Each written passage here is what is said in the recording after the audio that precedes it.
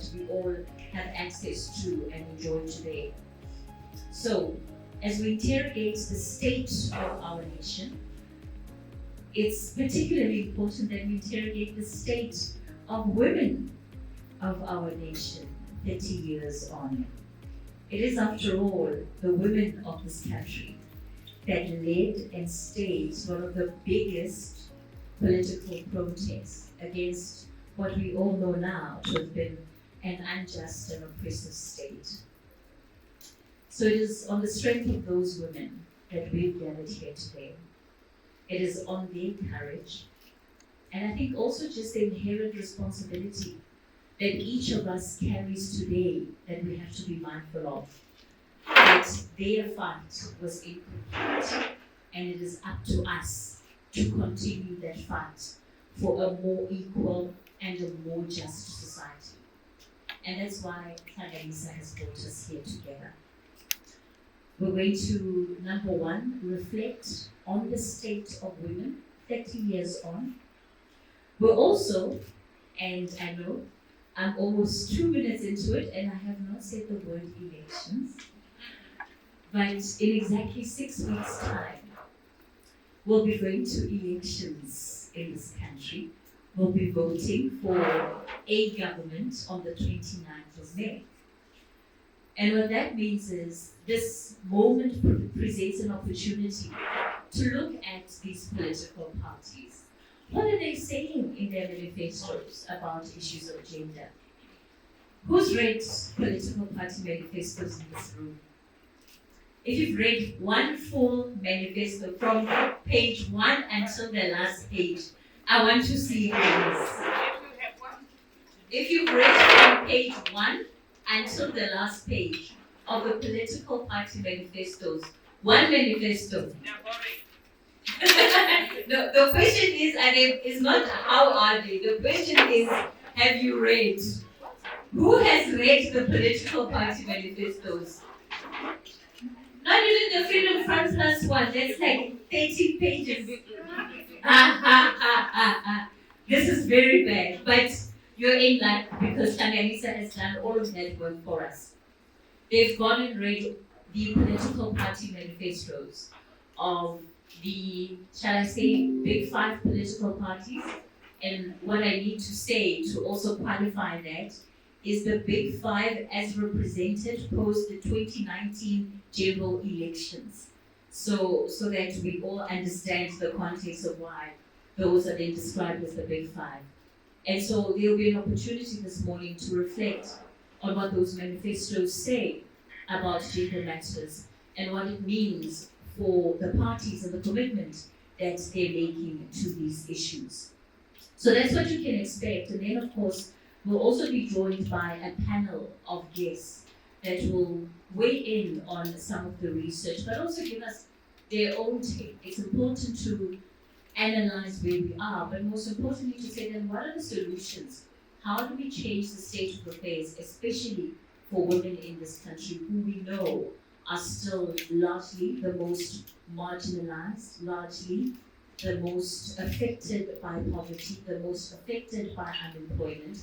And those numbers really say to us that a lot more work still needs to be done to actually push the agenda for women in particular in this country. So while we might be fooled by the fact that we've got female representatives in parliament and those represented in government, it is not a reflection of what is happening in the whole of South Africa. And each of us has a contribution to play in ultimately changing that. Because being in this room, and especially being women, those that are women, you are the exception, you are not the rule. And we can never forget that. It is our privilege, and it is a privilege that so many millions of women simply do not enjoy. So I hope that we're going to have progressive and meaningful conversations, and my job really is to make sure that we get through the day as seamlessly as possible. On that note, and without further ado, I'm looking around but I cannot see her. So I think what we're going to do is that we're going to get into the gender analysis of election manifestos. Leboramo was supposed to be coming on first to do the keynote address, but I don't see her. Oh, she's joining online? Okay, is she ready? All right, she is ready. All right, Austin, welcome. Great to have you with us. We were expecting you in the room, but I guess you're still technically in the room, just not in the way that we anticipated. And I'm going to hand over to you, and you can get straight then into that keynote address this morning.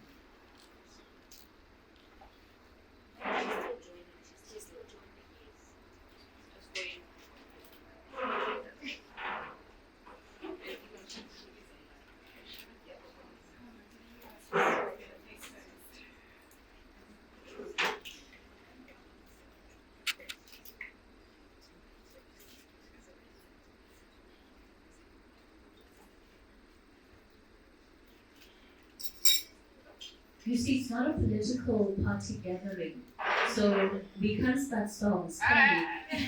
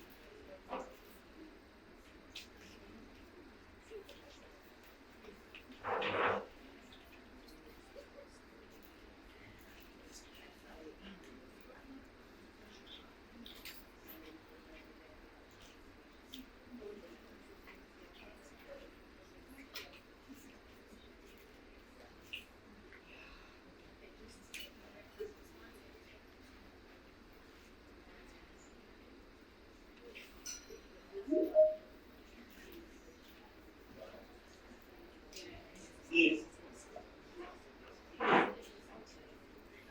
Hi everyone. Hello.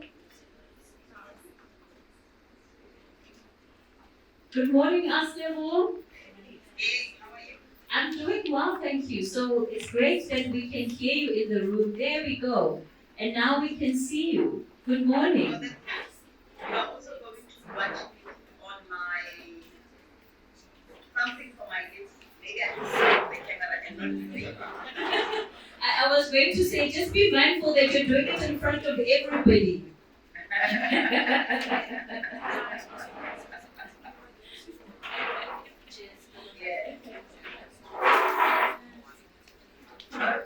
All right, it's great to finally have you online. So the floor is yours.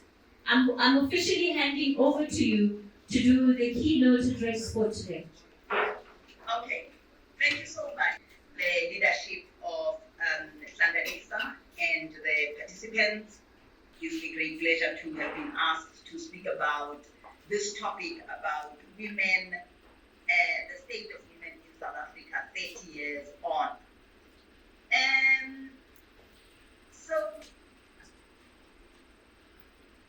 difficult for me to speak about this for a number of reasons, and maybe difficult is not the right word. But maybe let me speak about an straight cut as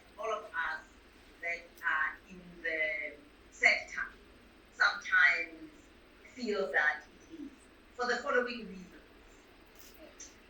I think 30 years into our democracy, particularly as Black people, particularly as LGBTIQ plus people with various sexual identities, I think we cannot speak of the last 30 years as only doom and gloom. But equally, we can't speak of the 30 years as success that has made our lives as desirable as we had hoped they would be after 30 years. And the reason why I say that is for two reasons. I think we can't underestimate what it means to live in a democratic South Africa. So 30 years ago, I was 23. I was a young woman in a country that since the 80s, so from the time I was 11, was really ungovernable. And I had witnessed, from the time I was 19 years old, people being neglected. So while in South Africa people talk about it was a peaceful demonstration, transition, it had no war, part of that is a myth because townships were at war. I remember, people being necklaced because they were impi. I remember my parents removing me from a township school to a very deep rural boarding school in Ventersdorp, which was the height of apartheid, where the AWB was. We used to see Eugene Terblanche almost every day on his horse, because the schools in the township where I came from in the Westlands were completely ungovernable. With the kind of hope that we had, and with the kind of opportunities that some of us took advantage of, it's really nothing short of a miracle. And I don't want us, as we reflect on the statistics and on what has happened to South Africa 30 years on, we almost lose the momentous occasion that 1994 was, and what it did actually. Let that moment not be lost to us. As 23-year-old, who from the age of 11, from the early 80s, you really grew up in a violent society where you did not belong because you were Black, and then there was in the air. We also cannot sit here and say that we are not a country that has a constitution that protects the rights of LGBTIQ plus communities in Africa. And that whilst there has been discrimination of sorts, we also live in a country where there is a constitution that have got those protections. When you think that the US, the right to marry somebody you love, irrespective of sex, was something that was fought for later than us, and they claim to be, the superpower, first world, and the beacon of democracy, etc., in the way that they sell their democracy to us. We also can undermine what it means to be a country that legalized abortion.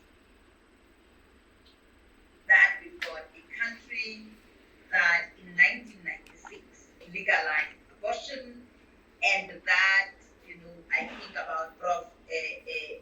Mshanga, who unfortunately passed away, and many others who really argued for the legalization of abortion because it was a public health issue.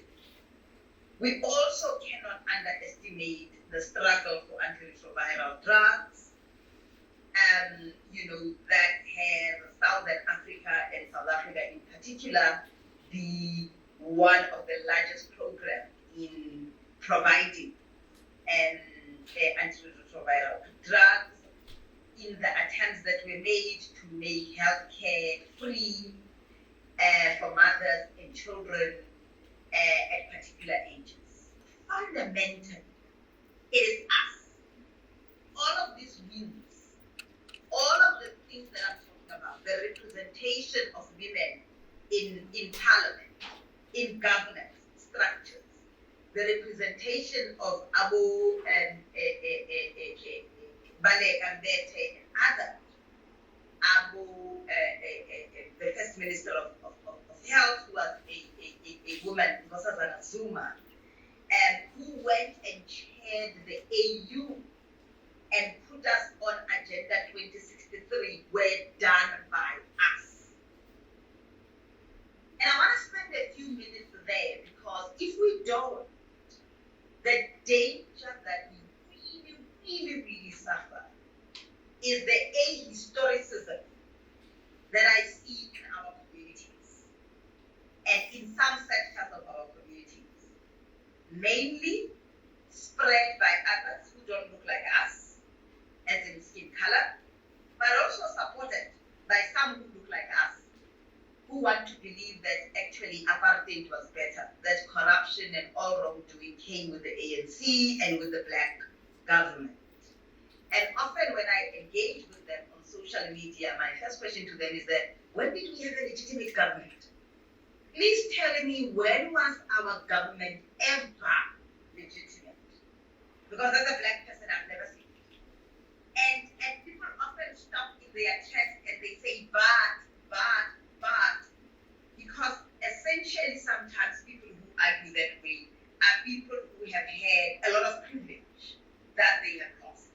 I'll give you an example. I lived half of my life in Cape Town, where I am right now.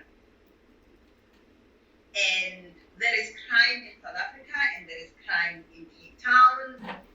And in the block of flats that I live, I'm the only black person who's an owner. Even the tenants, none of them are black. So whether I own or don't own, I'm the only black person.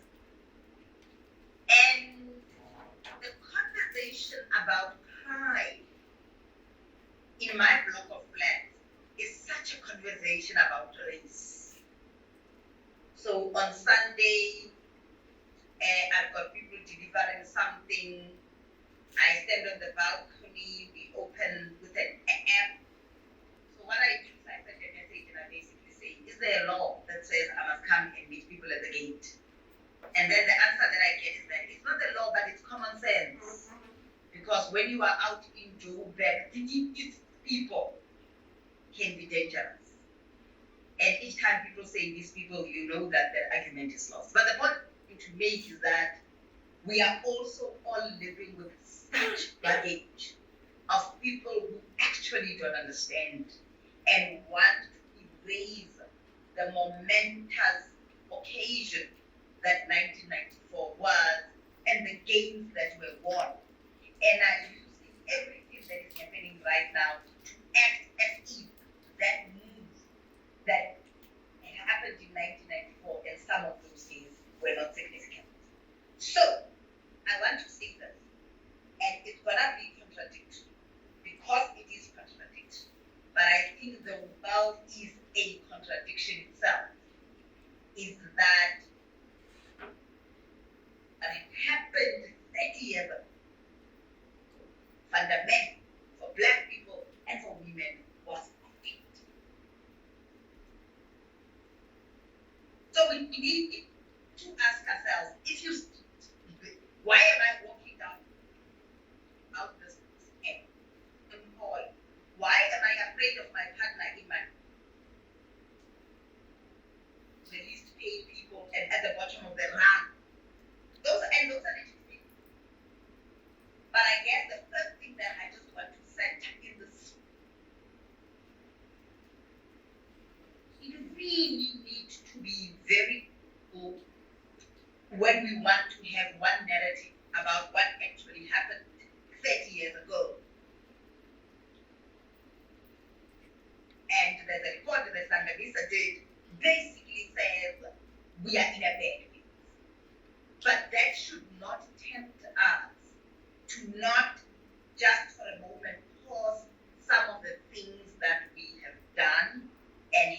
achieved are there because they did not come free.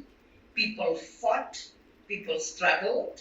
Some of them did not even live to see the day where they become an actuality because of the brutality of the previous government. And I think that is the one part I just want to set aside on the other side, so that we are not ahistorical. We are not processing what we are seeing in the world happening now as if like crime, like corruption, and like inequality, they came with the ANC and they came when 1994 happened. They did not. We are the country that before 1994, we basically out what was probably one of the most complex and negotiation. It was a peaceful. I also problematize that because the country had been ungovernable and probably in a state of civil war for many, many years before we got to 1996. So if you ask what happened and what went wrong, because we are actually not living the uhuru that we thought we would, while abortion in particular is free and it's legal, at least, not free, but legal, at least. Only 28% in the last study that the Sexual Reproductive Justice Coalition did, facilities offered, and the majority of them are in the Western Cape. Now, if you understand the politics of healthcare in South Africa from just the resourcing point of view, Western Cape has better resources than many other provinces. So if many of the facilities that give abortions in the public sector, which is for free, are concentrated in the Western Cape, and it's only 23 or 28% of those, what it tells you is that women are still going out and going into these places where you see the posters on street lamps, or they've got to pay exorbitant amounts of money or keep and have babies, because while it is written in law and it is their right to get an abortion, they are not able to do that. So, a lot has gone wrong. And therefore, it's equally correct to say a lot has gone wrong. It is also equally correct that our dream has been deferred. It's also correct to be saying women were sold a dud. And by a dud, I mean, when people send you something and you buy it and it looks like a Samsung, and you go home and you realize this is actually not what I thought I'm buying. So in this democracy, women in particular were sold something that is not expressed itself in the way that we thought our society is going to turn out to be. For many, many reasons that some of us, we live, and that's our lived experience, but for many, many of us, for some of us it's work, but for many people it's their lived experience. And I think what connects us is that on issues of GBV, lack of resources, etc., it is our collective lived experience, no matter where you are in terms of what 1994 delivered. So the question that we need to ask ourselves and really enter into is what happened.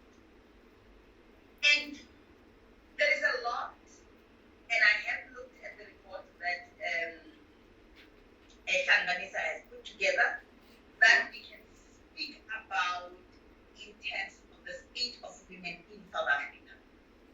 But I want to locate what is happening in South Africa within a broader global context of women and issues that affect women worldwide.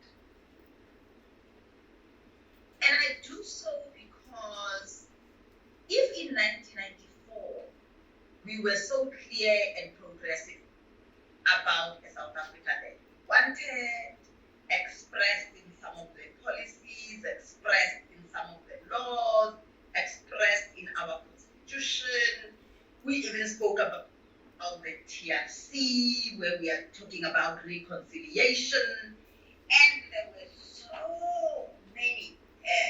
programs, starting with RDP, by the way, wasn't a house, it was a program of government.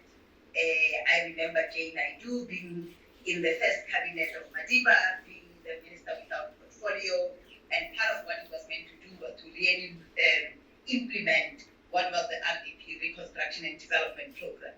We understood that we are a broken society that needed reconstruction, but that development would be key to what we do as South Africa, and we also then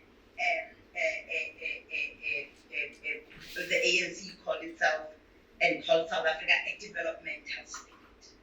So the intentions were there.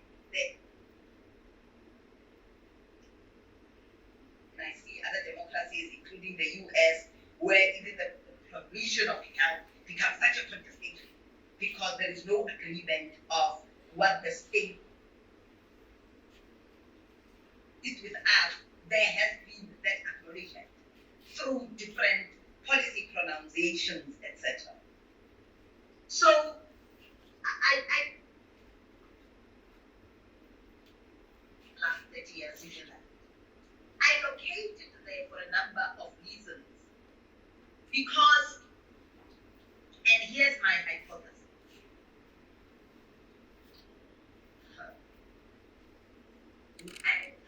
You are primarily negotiating a settlement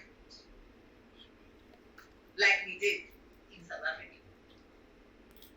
And I think 30 years later, we realized that fundamentally, around the negotiating table, and it has also happened in other African countries that did not have a negotiation that even went to war, is that you have not only local actors who want to maintain the status quo. So first and foremost, I'm not an economist, but what I've grown to appreciate and understand fundamentally is that the macroeconomic structure of the world, the IMFs of the world, the World Banks of the world, some of them who have given us various forms of loans, would not have accepted and certainly did not accept a kind of dispensation and a kind of change anywhere else in Africa that was going to fundamentally affect the world order. And economists will tell you that austerity measures, the loans that different parts of Africa are getting, come with so many conditions. And those conditions, number one, put African governments in debt. But number two, determine how African governments, including our own, by the way, spend their money.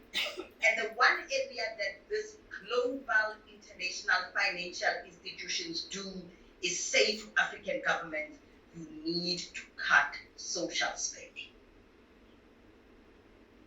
And so we are sitting as a country, middle income country with the debt, some of it apartheid debt that we must service, but taking loans. I hope you remember that during COVID we even went and took even more loans, and we did not disclose what were the conditions of these loans that we got around COVID. But I can tell you now, and you can get economists into the room to come and talk to you, that what is fundamental with some of these loans is the fact that you cut on social spending and you employ what we call austerity measures. And a lot of the different policies we have seen over the years that our ruling party have taken have really linked towards the global economic outlook, stimulate the economy, don't really control business a lot. And this economy will miraculously create jobs. And when there are jobs, this is what is going to happen. And that is why in South Africa we are sitting with a narrative. And unfortunately, even some people in the social sector and black people believe that women fall pregnant. Okay. And that's when you know that the global economic narrative of black women as these animals that just make babies for 230, 340, I don't become so ingrained. And that Slavo, narrative is not our narrative. I know. it's just a gentle warning that you're going to have to wrap up. You've got about 5 minutes left on your time. I'll do that. It's a pity that I do because I could have spoken more. But the point I'm making is that, yeah, I really do. The point that I want to make is the fact that when we analyze what is happening in South Africa, we would need to analyze what is happening globally. And things that I would have wanted to enter into quite a lot, because I know quite a lot of those issues, are about care work as unpaid work. So the world over, care work is unpaid work. Care work is not recognized as work. And so, if that is the case, care work, including, for an example, is being imported. So, if you look at people who go to London, who go to Ireland, who go to other countries, including the United Arab,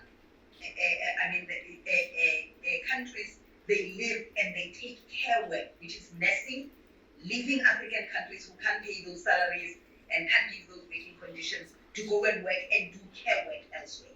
So women have become this very disposable entity because their care work is then taken to go into those markets. That's one thing that I want to also highlight.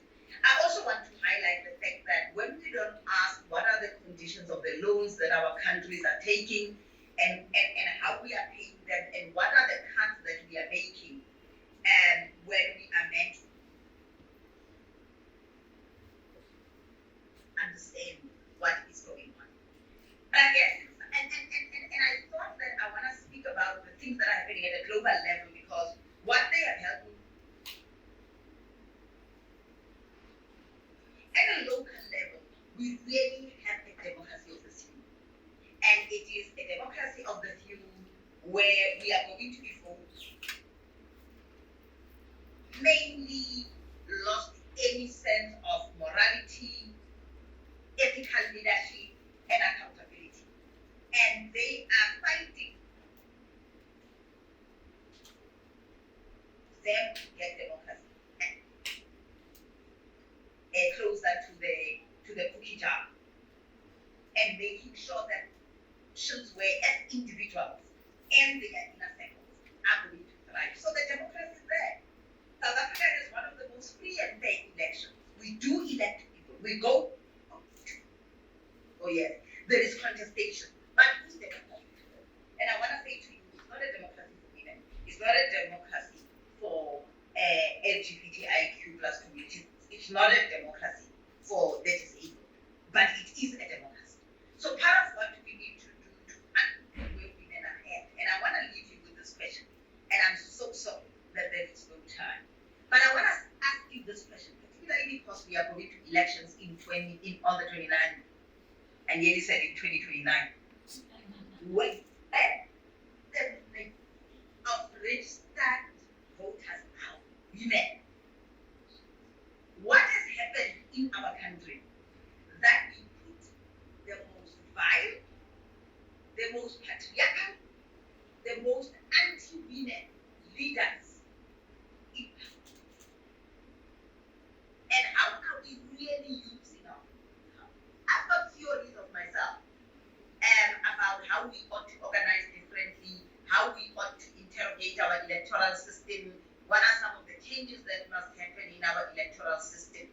But for as long as our majority voting power continues to take back, by the way, I don't see any political party that are pro-women in South Africa. And so when Naledi Chirwa penned a letter about how she had to leave her child with her mother, so that she can come and work at for the EFF for elections, I was just like, oh my goodness, is it one of the parties that is saying it's so left, if it's so violent against women, where do we have to go to? And I'm saying that as an example of how even in a thriving democracy where women are working for this democracy is not for them. And then if the economic system is not for women, and the political system the democratic system is not for women. It goes without saying that the social system is not going to women. Across the globe, funding for social justice organizations, for feminist movements has dwindled. Across the world, some of the rights, like the abortion rights in America and everywhere else, have dwindled. Across the world, civic spaces have become unsafe and they have shrunk. Human rights defenders are not living in because they have challenged even Africa, like in total, as big business. Across the world, there is a backlash, and every other country is voting an ultra-right-wing government. It does look like we are sitting at the edge of war without becoming too and true. I guess what I'm saying in summary, and I would have liked to really get into a number of these topics, each one at least having its own 5 minutes. That if we are to analyze women are in South Africa, do not think that what happened in 1994 was small, because it wasn't. It was victorious and it was won not easily, not negotiated, but people died for it. We are sitting in a world where the world order and the people who do not want to this order. We are sitting with we are at our lowest in terms of how we show up in the world. We don't even hide our complexity and our lack of accountability. But what does it mean for us as women when we are the majority of voters? Whose democracy do we want to support? And what is it going to take for us to advocate for the change that we want? Thank you. Thank you so much. Thank you so much for that, Auslevo.